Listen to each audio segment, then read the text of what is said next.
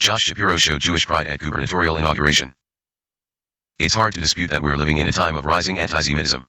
Anti-Semitic incidents of assault, harassment, and vandalism have steadily risen nationwide since 2015, according to the Anti-Defamation League. Some of those incidents, like the 2018 Tree of Life synagogue complex shooting in Pittsburgh and the 2022 synagogue hostage crisis in Colleyville, Texas, were shocking. In response, synagogues across the country are spending millions of dollars on security measures like locks and guards. But into this moment steps new Pennsylvania Governor Josh Shapiro, who wears his Judaism on his suit sleeve. Shapiro is also a politician who in the 2022 governor's race beat an opponent, Republican Doug Mastriano, who openly flirted with anti-Semites. And the Montgomery County resident beat Mastriano by more than 700,000 votes and almost 15 percentage points. Get Jewish Exponents newsletter by email and never miss our top stories. We do not share data with third-party vendors. Free sign-up. On January 17 outside the State House in Harrisburg, Shapiro, the open, proud, and victorious Jewish governor, was on full display. He took the oath of office from Pennsylvania Chief Justice Deborah Todd with his hand on a stack of 3 Jewish Bibles.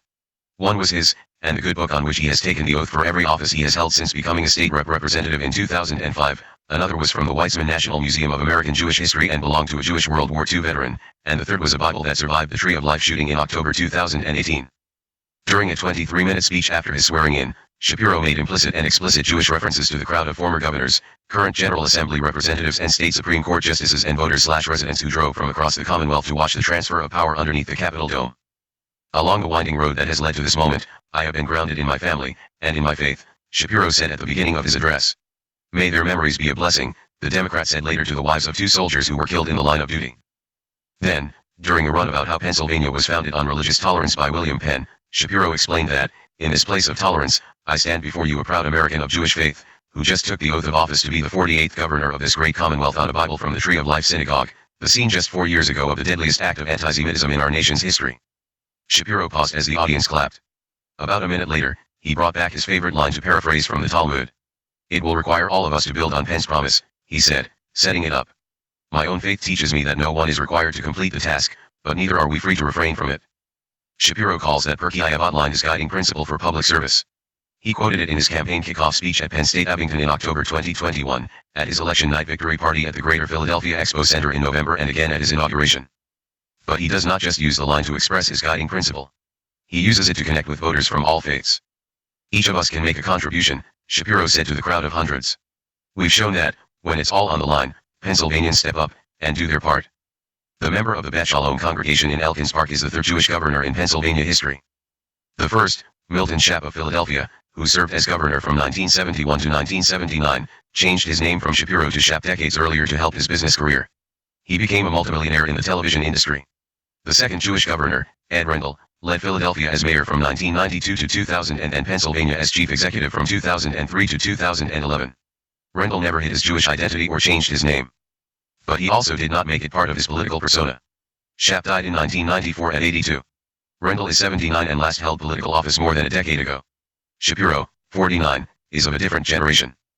Rabbi Gregory Marks of Congregation Beth Or in Maple Glen joined Shapiro and other religious leaders on stage for the invocation. Marks and Shapiro have been friendly for more than 2 decades. Marks said that Shapiro's open and proud Judaism can only be good for the Jewish community. But he stopped short of calling Shapiro's representation progress. I think it's who Joshua Shapiro is. I don't want to say that America is changing. I'm not sure if it is or not. But Josh Shapiro is proud of his faith, he said. In some ways, you can argue that America has gotten more xenophobic. Other local Jews, though, think that Shapiro does represent progress. Adam Stout, a Philadelphia resident, convert to Judaism and member of Congregation Cole Emmett in Yardley, drove the 2 hours west to Harrisburg to see the Democrat get inaugurated. He called it historic to see our 3rd Jewish governor, especially in light of what I would say is a rise in anti-Semitism. Stout added that he got emotional as Shapiro stood up there as a proud Jewish American. Stout converted because he felt that Judaism was an action-oriented, life-affirming faith. He said both values came across in Shapiro's speech. It's about living a life in the moment and doing your best to enhance the lives of others, he added. Stout also believes that Shapiro's victory shows the religion's crossover appeal. The values of the Jewish faith are not just exclusive to Judaism, he said. There's a lot of things that we share with Christians, Muslims, even Hindus, and Buddhists. All the other faiths. Rabbi Shapiro of the Lubavitch of Montgomery County attended Shapiro's inaugural celebration on the night of January 17 at Rockledge Studio in Lancaster County, about a half-hour east of Harrisburg. Shapiro has spoken at Lubavitch events for many years, Dysk said. The Chabad rabbi is very proud of Shapiro's public identity. He also called it important. We need Jewish leaders. And he's a good representative of the Jewish people, Deitz explained. He's a real mensch. He's very humble. Having him represent us is not just Jewish pride but pride as an American citizen.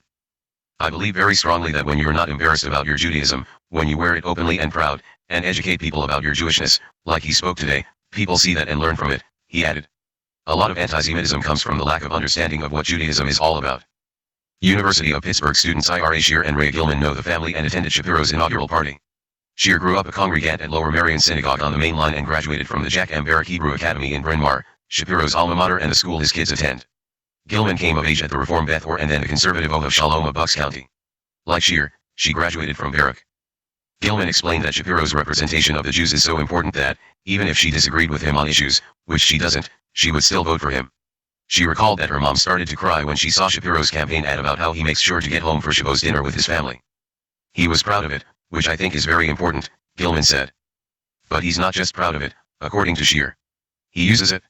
The Pitt student sounded like the governor when he talked about how Shapiro does that. Him being openly Jewish, and then going out there to meet with every other community that Pennsylvania has, really shows that our backgrounds don't define us and separate us as much as many people want it to seem, Shear said. We're Jewish Pennsylvanians, we're Black Pennsylvanians, we're any Pennsylvanian you are. Together, we're Pennsylvanians.